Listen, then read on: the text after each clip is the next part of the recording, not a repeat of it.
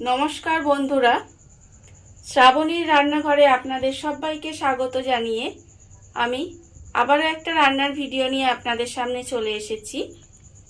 আজকের আমি আপনাদের করে দেখাবো রুই আলুর ভর্তা। তাহলে চলুন এই রুই আলুর ভর্তা আমি কিভাবে বানাই সেটা আপনারা একবার দেখে নিন। রুই আলুর ভর্তা বানানোর জন্য প্রথমে গ্যাসটা অন করে কড়াটা বসিয়ে দিয়েছি। এইবার আমি এর মধ্যে দিয়ে দেব জল। এখানে বেশ অনেকটা পরিমাণের জল আমি প্রথমে দিয়ে দেব। দিয়ে এবারে এই আলুগুলোকে আমাকে প্রথমে খুব ভালোভাবে সেদ্ধ করে নিতে হবে। আলুগুলো এর মধ্যে দিয়ে দিলাম। দিয়ে এবার আলুগুলোকে আমাকে প্রথমে ভালোভাবে সেদ্ধ করে নিতে হবে। আলুটা আমার ভালোভাবে সেদ্ধ হয়ে গেছে। এবার আলুগুলোকে আমি তুলে রেখে দেব। আলুগুলোকে তুলে একটু ঠান্ডা হতে দেব। আলুটা আমি এখানে ঠান্ডা হতে দিয়েছি। আর অন্যদিকে আবারও গ্যাসটা অন করে কড়া বসিয়ে দিয়েছি। এবার আমি কড়াইয়ে দেব সর্ষের তেল। এখানে বেশ অনেকটা পরিমাণে কিন্তু আমার সর্ষের তেল প্রথমে দিতে হবে, কারণ এখানে আমি মাছটা যে আছে রুই মাছটা আমি ভেজে নেব। তেলটা আমার এদিকে গরম হবে আর অন্যদিকে মাছের মধ্যে আমি কিন্তু নুন হলুদটা মাখিয়ে নেব। এখানে আমি মাছের মধ্যে নুন হলুদটা ভালোভাবে আমাকে প্রথমে মাখিয়ে নিতে হবে। মাছের মধ্যে আমি ভালোভাবে নুন হলুদটা মাখিয়ে নিয়েছি। আর এদিকে আমার তেলটাও বেশ ভালোভাবে গরম হয়ে গেছে। এবারে আমি মাছগুলোকে ভালোভাবে ভেজে নেব।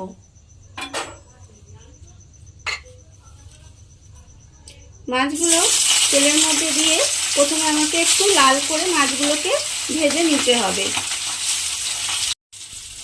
মাছগুলো আমার লাল করে ভাজা হয়ে গেছে। এবারে আমি মাছগুলোকে তুলে রেখে দেব।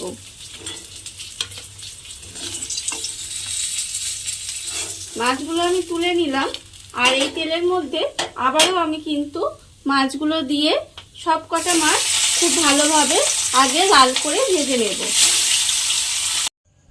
সমস্ত মাছগুলো আমার ভাজা হয়ে গেছে। এইবারে এই ভাজা মাছগুলো থেকে একটু ঠান্ডা করে নিতে হবে। ঠান্ডা করে মাছের যে কাঁটাগুলো সেগুলো আলাদা করে নিতে হবে। ভাজা মাছগুলোকে আমি এখানে কাটা ছাড়িয়ে রেখে দিয়েছি। আর যে আলুটা আমি এখানে সিদ্ধ করে রেখে দিয়েছিলাম সেই আলুটা কিন্তু আমার ঠান্ডা হয়ে গেছে। এবার এই আলুটাকে একটা গ্রেটারের সাহায্যে আমি গ্রেট করে নেব। আপনারা চাইলে কিন্তু আলুটা হাত দিয়ে মেখেও নিতে পারেন, কিন্তু গ্রেটার দিয়ে এরকম গ্রেটার থাকে যদি গ্রেট করে নেন তাহলে আলুটা খুব ভালোভাবে মাখা মতো হয়ে যাবে আর কোনো রকম দানা দানা থাকবে না। তাই আমি চাইবো যে আপনারা এভাবে গ্রেট করে নেবেন। আলুটা আমি এখানে গ্রেট করে রেখে দিয়েছি। আর ভর্তাটা আমি কিন্তু যে মাছটা ভেজে রেখেছিলাম সেই মাছ ভাজার তেলে আমি ভর্তাটা বানাবো। আপনারা চাইলে কিন্তু তেলটা পাল্টেও নিতে পারেন। এবারে এই মাছ ভাজার তেলের মধ্যে এবার আমি প্রথমে দিয়ে দেবো পেঁয়াজ কুচি। এখানে পেঁয়াজটা আমি খুব মিহি করে কুচি করে রেখেছি। আর এখানে আমার একটা বড় সাইজের পেঁয়াজ কুচিয়ে রাখা আছে। সেই পেঁয়াজটা আমি পুরোটাই এর মধ্যে দিয়ে দিলাম। দিয়ে এবার পেঁয়াজটাকে আমি একটু লাল করে প্রথমে ভেজে নেব। পেঁয়াজটা আমার লাল করে ভাজা হয়ে গেছে। এইবারে আমি এর মধ্যে দেব রসুন।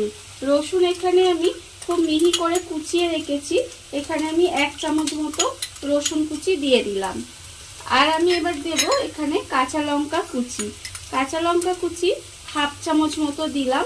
আর আপনারা কতটা ঝাল খাবেন সেটা বুঝে কিন্তু কাঁচা লঙ্কাটা দেবেন। এমনিতেও ভর্তা একটু ঝালঝালি খেতে ভালো লাগে, তা আপনারা ঝালটা বুঝে আপনারা দেবেন। এইবারে আমি এই রসুন আর লঙ্কাটা একটু ভাজা ভাজা করে নিয়েছি যাতে রসুনের যে কাঁচা গন্ধটা চলে যায়। এইবারে আমি এর মধ্যে দিয়ে দেব টমেটো কুচি। এখানে আমি ছোট্ট একটা টমেটো কুচিয়ে রেখে দিয়েছি খুব ছোট করে। সেই টমেটো কুচিটা আমি এর মধ্যে দিয়ে দিলাম। দিয়ে এবারে খুব ভালোভাবে এটাকে একটু ভাজা ভাজা করে নিতে হবে। আর সেই সময় কিন্তু আমি এর মধ্যে একটু নুনও দিয়ে দেব। এখানে আমি নুনটা আন্দাজ মতো দিয়ে দেব। নুনটা দিয়ে এবারে এইটাকে আমাকে একটু ভাজা ভাজা করে নিতে হবে। নুনটা দিয়ে ভালোভাবে একটু ভাজা ভাজা মতো করে নিয়েছি। এইবার আমি এর মধ্যে দিয়ে দেব হলুদ গুঁড়ো। এখানে আমার হাফ চামচ মতো হলুদ গুঁড়ো দিলাম, আর দেব হাফ চামচ মতো লঙ্কা গুঁড়ো। আমি আগেই বলেছি যে ঝালটা আপনারা কতটা খাবেন সেটা কিন্তু বুঝে দেবেন। এবার এই লঙ্কা আর হলুদটা দিয়ে আমি আবারও একটু নাড়াচাড়া করে একটু ভাজা ভাজা মতো করে কষিয়ে নেব। মশলাগুলো দিয়ে আমি একটু কষিয়ে মতো নিয়েছি। এইবারে আমি এর মধ্যে দিয়ে দেব যে আলুটা আমি এখানে গ্রেট করে রেখেছিলাম, সেই আলুটা আমি প্রথমে এর মধ্যে দিয়ে দেব।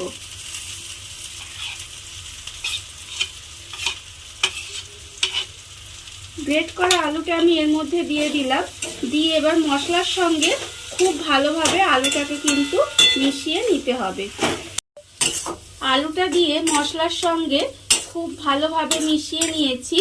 এইবারে আমি এর মধ্যে দিয়ে দেব যে মাছগুলো আমি কাটা ছাড়িয়ে রেখে দিয়েছিলাম, রুই মাছগুলো, সেই রুই মাছগুলো আমি এর মধ্যে দিয়ে দেব।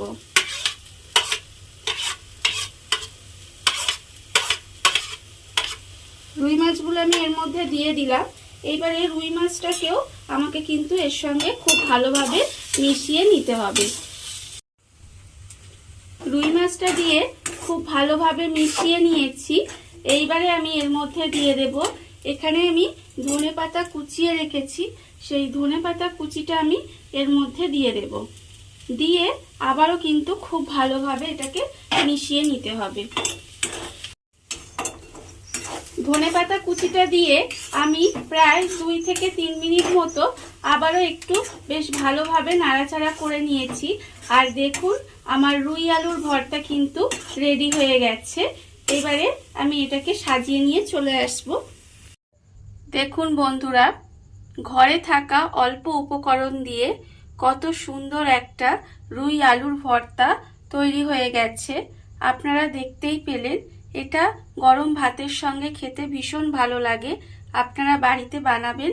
আর এই ভিডিওটা যদি আপনাদের ভালো লেগে থাকে তাহলে লাইক করবেন, কমেন্ট করবেন আর সাবস্ক্রাইব করবেন আমার চ্যানেলকে। আজ এই পর্যন্ত, নমস্কার।